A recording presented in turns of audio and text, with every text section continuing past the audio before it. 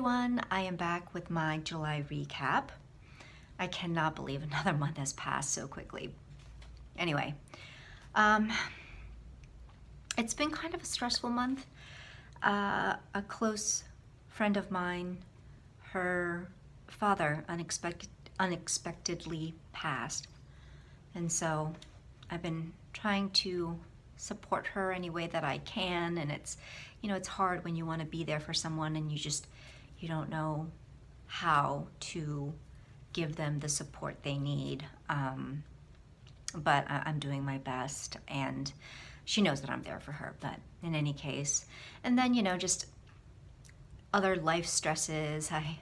I have been having trouble sleeping, I think, because of that, and yeah, it's just been a lot of restless nights where I will just wake up at like 2 or 3 in the morning and just lie awake for a good hour and a half, and then have to get up for work. So that blows.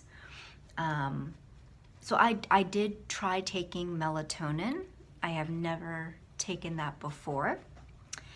And you let me know in the comments below if you have had the if you have tried melatonin, and if you have experienced nightmares on melatonin, because I kid you not, as soon as I started taking that, I was having vivid nightmares, like almost every night.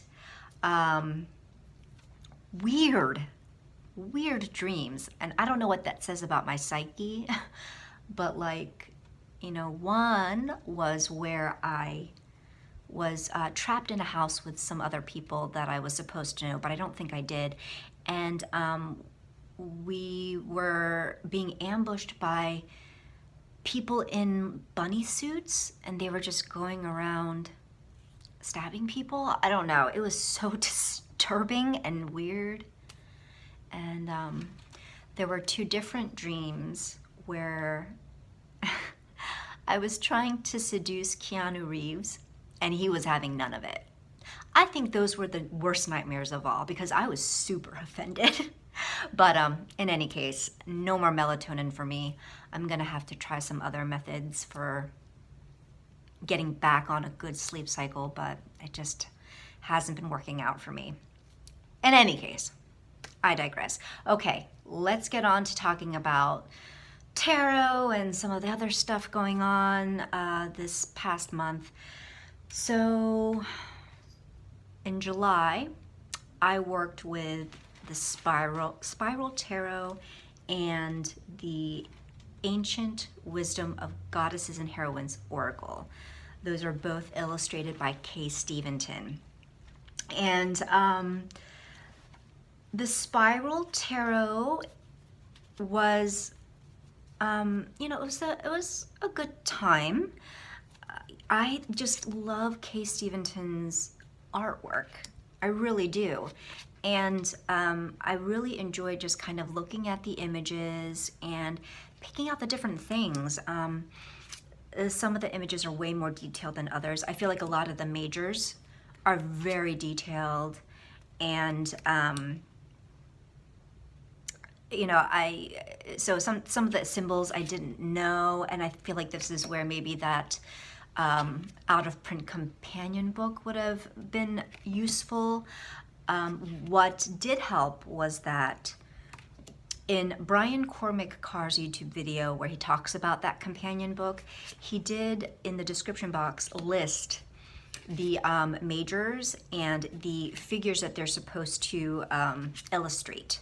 So different Greek figures and Arthurian figures and other goddesses and whatnot, a mix. And so that was helpful. And that way I could look up, these stories of figures that I were unfamiliar with, and it would lend more context to the imagery. But yeah, I just think it's really beautiful art, and I also loved discovering the subtle ways that Steventon would implement spirals into the images, that on first glance you wouldn't notice, but if you look closer, there are just all these little embellishments and nuances where she kind of sneaks in the spirals, and so I like that. Now, I did do some daily draws and I did do some readings, and I would say, you know, I like the deck. And I did not feel the deepest connection with this deck. You know, I enjoyed it. I didn't love it. And there's really no reason for it. I couldn't tell you like what it was about this deck that I just wasn't really bonding with, because I feel like it read fine. Like I said, I really like the art. I don't know. And then same really goes for the Ancient Feminine Wisdom Oracle. As I've said before, I trimmed the titles and the white borders off this deck, and I feel like it is gorgeous. I like it so much better this way. And once again, the imagery is gorgeous.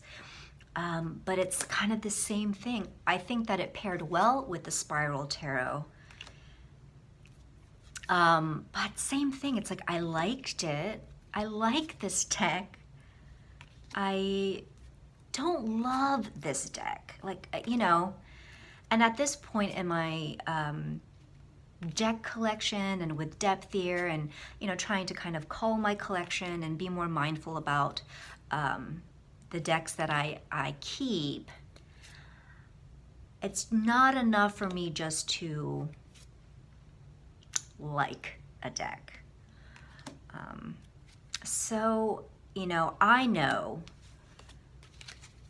just from having worked with both of them this month, like I'm pretty confident that I will not be reaching for these decks, really.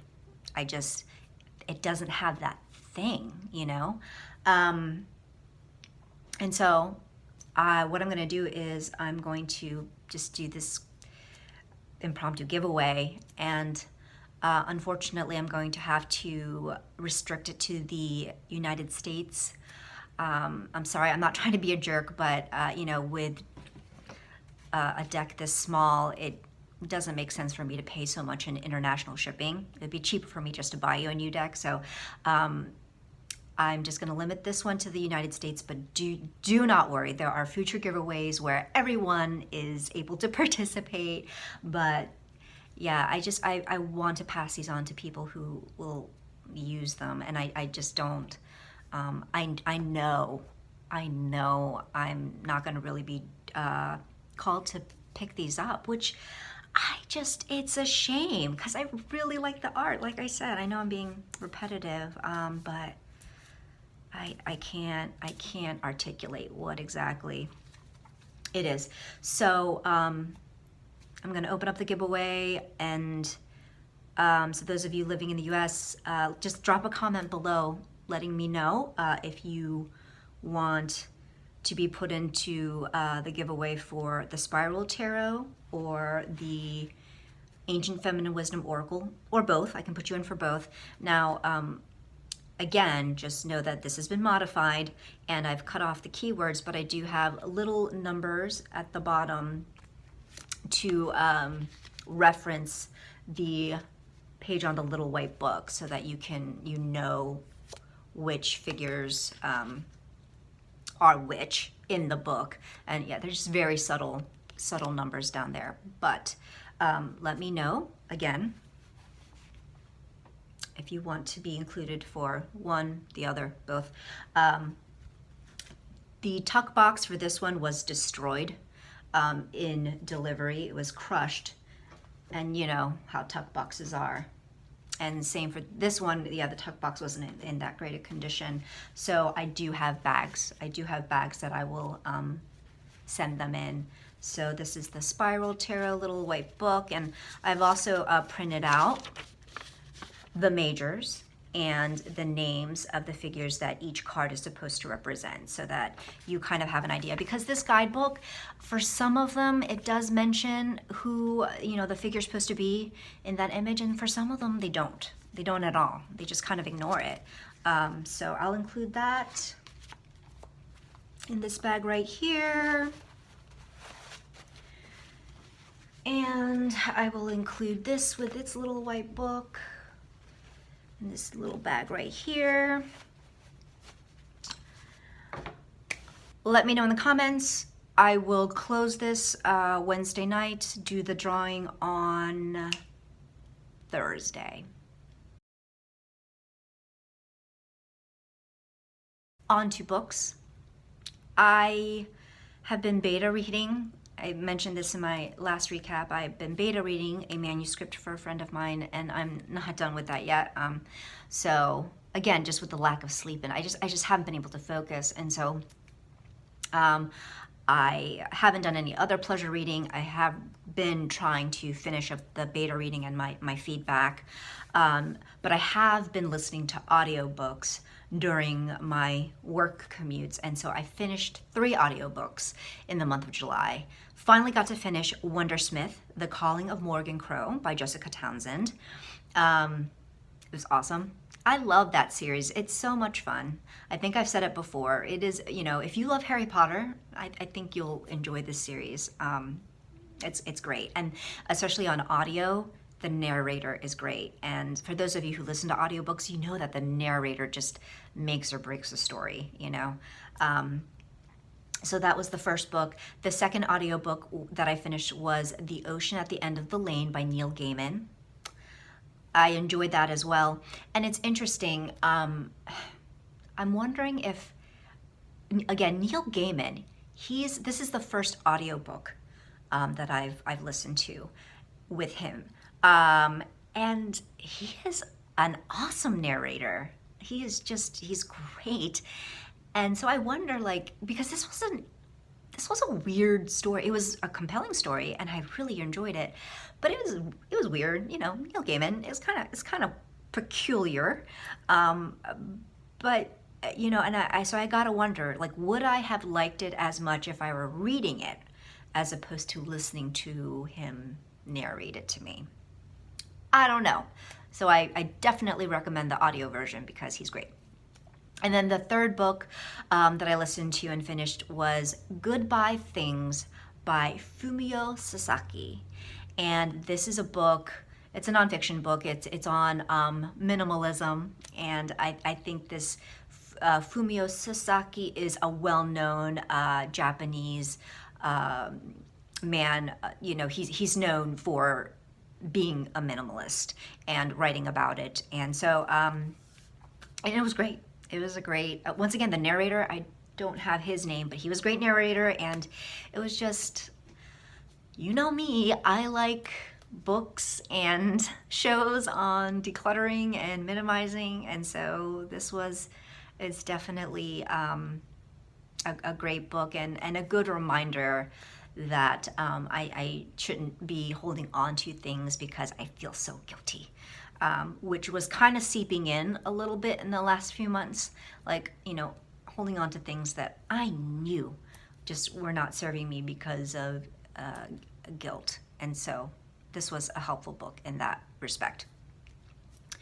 For movies and TV shows, I didn't see any TV shows. I had been meaning to watch Stranger Things, and I just never got around to it. And Matt wants me to wait to watch it with him, so we just have not got around to starting this season. And I hear it's a great season. So hopefully for August we'll finally get to that season. Movies. I went to see Spiderman Far From Home, and I really liked that. Tom Holland is my favorite Spider-Man. Of all the actors that did, you know, the Spider-Man series in the past, decade or so, Tom Holland is by far my favorite. I wasn't really all that into, was it Tobey Maguire? I didn't even bother watching the ones with the second guy, the second British dude. What's his name? I don't even know his name. Yeah, Tom Holland, he's amazing. Same with Zendaya, who plays MJ. She's my favorite MJ of all of the movies. So, and I think they just have great chemistry together. And yeah, I would recommend that movie. And then I also rewatched The Last Unicorn, based on the novel by Peter S. Beagle, because I finally got The Last Unicorn tarot deck that I had backed on Kickstarter. It only took like a year and a half or whatever. I don't know how long but finally it got into my hands, and I of course was like, I need to rewatch this now. I do have a walkthrough of that deck. I will link it. And you know, there are just, even though I've watched that movie so many times, there are still things that I don't remember. And someone commented, like for instance, there was one image, there was one card, I think it was like 6 of Wands. Anyway, and it showed Warnals. Narwhals. I don't know why I have trouble with that fucking word. It shows narwhals in the image. And I did not remember that. But then Chelsea commented in that video, she's like, no, there were narwhals. And, you know, they were in this scene. And so I was like, I gotta go back and look at that. And then, you know, just looking at some of these other images, here it is. I should just show it to you. But looking at some of these other images, yeah, just really details that I do not recall at all. For instance, there is the Hanged Man, which is Selena the Harpy. If I can find her. Of course, now I won't be able to find her. But I did not realize that she, or, you know, maybe I did and I just forgot. But when I look at that image, I noticed that she has boobs, I think. Here it is. Okay. Are those boobs? Boobs, right? And I think she's got, or I don't know. I don't know what the anatomy of harpies are, but like I was like, oh my gosh. And she has them in the movie. She has them in the movie. Okay. So for August, speaking of the Last Unicorn tarot deck, I will be working with this in August. I have, of course, studied the images. I have read through the guidebook, and but I have not actually worked with this deck. I've just stared at it a lot and admired it, but I have not worked with it, so I am curious to see how this will read, and I will let you know my thoughts on it for the next recap, or if you wanted me to do an actual review, let me know. And then the other deck that I will be working with, which I also received, I backed on Kickstarter and received in the month of July, is the Lightseers Tarot by Chris Ann Donnelly. And I'm not gonna lie, I have already started kind of playing around with this one, and I have been reading the guidebook. So it's just, see, this is how, you know, these two decks, just the feeling that I get looking at the images and just kind of the giddiness, that's what I need to feel, you know, when I'm using a tarot deck, you know, for a deck to stay in my collection. I need that, and that's what is missing from Spiral Tarot and the Ancient Feminine Wisdom, which like breaks my heart. I don't understand why, but it is what it is. But in any case, I am so in love with this deck. I really am. So I look forward to playing around more with this and doing more readings. That is it for my July recap. August is going to be hopefully more low-key for me. I don't really have huge plans other than a wedding that I have to attend in New York at the end of the month, so I look forward to that. But otherwise, I'm hoping that I can catch up on some sleep and finish the manuscript that I'm beta reading and just do some fun things. So thank you for hanging out with me for this video. As always, I hope you're doing well. Take care.